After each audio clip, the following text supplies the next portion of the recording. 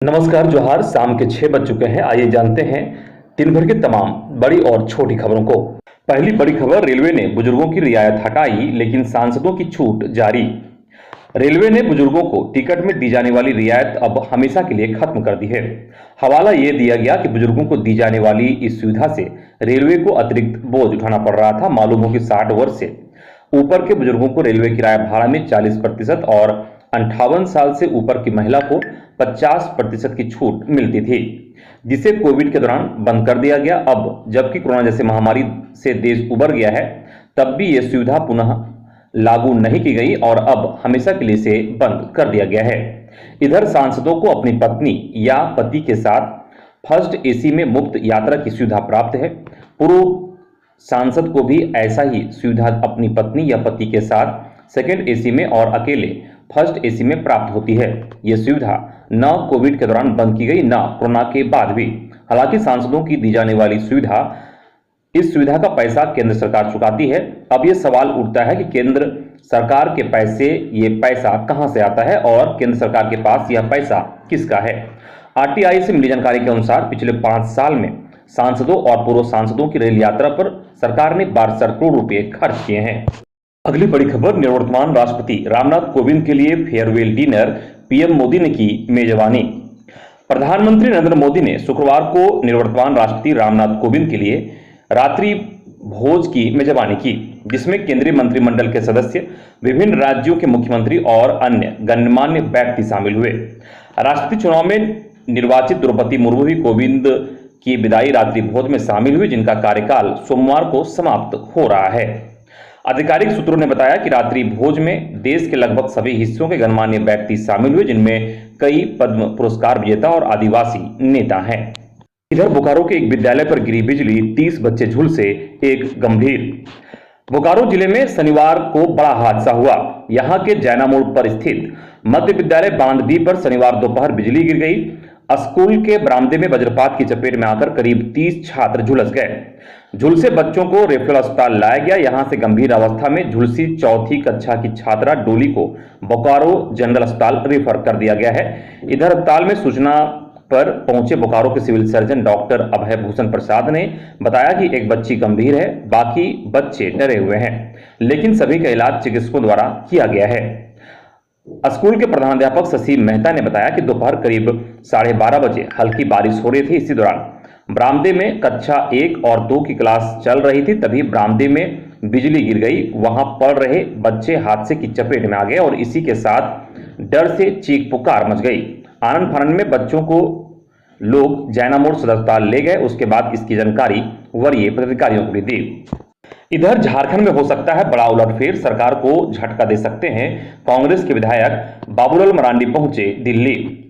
राष्ट्रपति चुनाव में कांग्रेस विधायकों का राजग के पक्ष में मतदान करना प्रदेश में बड़े राजनीतिक बदलाव का संकेत दे रहा है।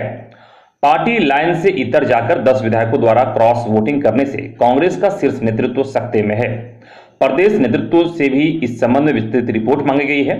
मिली जानकारी के अनुसार कांग्रेस के 1 दर्जन से अधिक विधायक सरकार को झटका देने के मूड में है। संख्या बल के लिहाज से 2/3 विधायकों का यह समूह नई पार्टी का भी गठन कर सकता है।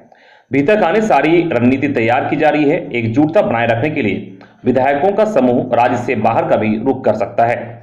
इस कवायद में लगे विधायकों ने फिलहाल मीडिया से दूरी बना रखी है। वे खुलकर सामने नहीं आना चाहते हैं। इनका कहना है कि अब झामुमो नीत गठबंधन सरकार में बने रहने का कोई फायदा नहीं दिखता। उधर तेज हुई राजनीतिक गतिविधियों के बीच भाजपा विधायक दल के नेता बाबूलाल मरांडी ने भी शुक्रवार को नई दिल्ली की राह पकड़ी। वे वहां वरीय नेताओं से संपर्क कर राज्य की राजनीतिक वस्तु स्थिति से उन्हें अवगत कराएंगे। हाल ही में केंद्रीय गृह मंत्री अमित शाह से भी उन्होंने मुलाकात की। अगली खबर, बदसलूकी को लेकर सहियाओं का SNMMCH ओपीडी में हंगामा, कहा माफी मांगे डॉक्टर। धनबाद के कुलांचल धनबाद के SNMMCH में बीते मंगलवार को सहिया उर्मिला देवी के साथ हुए दुर्व्यवहार के 3 दिन बाद भी आरोपी महिला डॉक्टर पर कोई कार्रवाई नहीं की गई है, जिसे लेकर सहियाओं में भारी आक्रोश है। शनिवार को सैकड़ों की संख्या में नाराज सहियाओं ने SNMMCH ओपीडी के मुख्य गेट को पूरी तरह से जाम कर दिया। इससे पहले सहियाओं के साथ बदसलूकी को लेकर सहियाओं ने आरोपी डॉक्टर के खिलाफ कार्रवाई की मांग को लेकर सीएस कार्यालय का भी घेराव किया था। उसके बावजूद डॉक्टर पर कोई कार्रवाई नहीं की गई। अब सहियाओं ने अस्पताल के ओपीडी के मुख्य गेट को जाम किया है। सभी सहियाएं आरोपी डॉक्टर की ओर से माफी मांगने और उसके ऊपर विभागीय कार्रवाई करने की मांग कर रहे हैं। इधर मांडर विधायक शिल्पी नेहा तिर्की ने की मड़ुआ रोपनी। मांडर विधायक शिल्पी नेहा तिर्की ने खेतों में मड़ुआ रोपनी का काम किया। उन्होंने अपने विधानसभा क्षेत्र में भ्रमण के दौरान खेतों में मड़ुआ रोपनी कर रही युवतियों का हाथ बटाया। ट्वीट कर आम जनता से उन्होंने कहा कि हमारी खेती बाड़ी, खेती से जुड़ी आजीविका कृषि से जुड़ी है। संघर्ष ही हम ग्रामीणों गांवों में रहने वालों की पहचान है। जल जंगल जमीन ही हमारी शान है। मड़ुआ रोपने में हमें अपनी परंपरा का आभास हुआ। ट्वीट में उन्होंने यह भी लिखा कि जो झारखंडियों के मुंह में हमेशा रहती है, गांव छोड़ब नहीं, जंगल छोड़ब नहीं, माय माटी छोड़ब नहीं, लड़ाई छोड़ब नहीं। अगली खबर, गांव में अंधेरा, किसान मायूस, प्रदेश में अकाल की स्थिति, राज्य का विकास कैसे होगा। राष्ट्रवादी कांग्रेस पार्टी के प्रदेश अध्यक्ष हुसैनाबाद के विधायक कमलेश सिंह ने प्रेस क्लब में प्रेस कॉन्फ्रेंस किया। उन्होंने कहा कि गांव में अंधेरा है, किसान मायूस हैं, प्रदेश में अकाल की स्थिति है, ऐसे में राज्य का विकास कैसे होगा। उन्होंने तल्ख लहजे में कहा कि हमारे विधानसभा क्षेत्र के कई प्रखंडों की स्थिति खराब है। बीडीओ तानाशाही रवैया अपनाते हैं। एक ही प्रखंड में 4-5 साल से बीडीओ पदस्थापित हैं, तो वह काम क्या करेंगे। सिर्फ उन्हें लूट मचाने के लिए भेजा जाता है। उन्होंने कहा कि विधानसभा में इस विषय पर आवाज भी उठाए थे, लेकिन कोई सुनवाई नहीं हुई। कमलेश ने कहा कि मुख्यमंत्री को इसकी समीक्षा करनी चाहिए। इधर विश्व आदिवासी दिवस पर तिरंगा यात्रा निकालेगी झारखंड युवा कांग्रेस। आदिवासी दिवस पर झारखंड युवा कांग्रेस तिरंगा यात्रा निकालेगी। यह निर्णय देर शाम प्रदेश कार्यालय रांची में महानगर रांची युवा कांग्रेस अध्यक्ष जमील अख्तर के नेतृत्व में रांची जिला कार्यकारिणी की बैठक में लिया गया।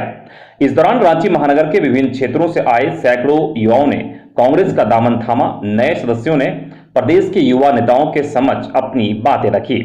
बैठक में मुख्य अतिथि के रूप में झारखंड प्रदेश यूथ कांग्रेस के प्रदेश अध्यक्ष अभिजीत राज और रांची के प्रभारी सत्यम सिंह, प्रदेश उपाध्यक्ष कुलदीप कुमार, प्रदेश महासचिव प्रिंस भट्ट, प्रदेश महासचिव मेहुल प्रसाद उपस्थित हुए। खबर, पाकुड़ में धर्मांतरण का मामला, 19 लोगों के खिलाफ एफआईआर। पाकुड़ जिला में इन दिनों धर्मांतरण का मामला तूल पकड़ता जा रहा है। पाकुड़ सदर प्रखंड के चांदपुर गांव में कुछ हिंदू परिवार का धर्म परिवर्तन करा दिए जाने और उसके बाद गांव में प्रचार प्रसार करने को लेकर ग्रामीणों सहित हिंदू समाज और संगठनों में काफी आक्रोश है। दरअसल सदर प्रखंड के चांदपुर गांव के लगभग 1 दर्जन से अधिक लोगों का कथित धर्म परिवर्तन करा दिया गया है और इन्हीं लोगों द्वारा गांव के अन्य लोगों को धर्म परिवर्तन करने को लेकर प्रचार प्रसार किया जा रहा है। मामले को लेकर ग्रामीणों में आक्रोश देखा जा रहा है। कुछ ग्रामीणों ने मामले की जानकारी मुफस्सिल थाना की पुलिस को दी। सूचना मिलते ही थाना प्रभारी चांदपुर गांव आए और ग्रामीणों द्वारा बताया गया परिवार के यहां जांच करने पहुंचे। जांच के दौरान कुछ धार्मिक किताबें मिली, जिसे पुलिस ने जब्त कर लिया और परिवार के लोगों से पूछताछ की। इस मामले में जब कोई थाने की पुलिस ने कार्रवाई नहीं की तो दर्जनों ग्रामीण पाकुड़ एसपी के पास पहुंचे और लिखित शिकायत की। शिकायत मिलने के बाद एसपी के निर्देश पर मुफस्सिल थाना में ग्रामीणों की लिखित बयान पर कांड संख्या के तहत चांदपुर गांव के मधुदास, निमाई दास, रियाई दास सहित पश्चिम बंगाल के 2 पुरुष और 4 अज्ञात महिला समेत कुल 19 लोगों पर प्राथमिकी दर्ज की। अगली खबर, दारोगा संध्या टोपनो हत्याकांड। पुलिस ने घटना में शामिल 3 तस्करों को किया गिरफ्तार। राजधानी रांची में बीते बुधवार को गौ तस्करों ने महिला पुलिस संध्या टोपनो को वाहन से कुचलकर हत्या कर दी थी।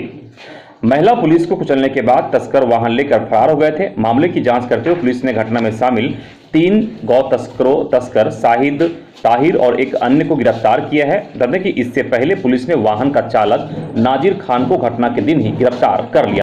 इधर बार काउंसिल का सरकार को अल्टीमेटम, 25 तक कोर्ट फीस वृद्धि वापस नहीं लिया तो जोरदार आंदोलन। झारखंड स्टेट बार काउंसिल के अध्यक्ष राजेंद्र कृष्ण ने सरकार को अल्टीमेटम देते हुए कहा कि कोर्ट फीस में वृद्धि का निर्णय जल्द से जल्द वापस नहीं लिया गया तो 25 जुलाई को अधिवक्ता न्यायिक कार्यों से तो दूर रहेंगे, साथ ही पूरे राज्य के वकील जोरदार तरीके से आंदोलन करेंगे।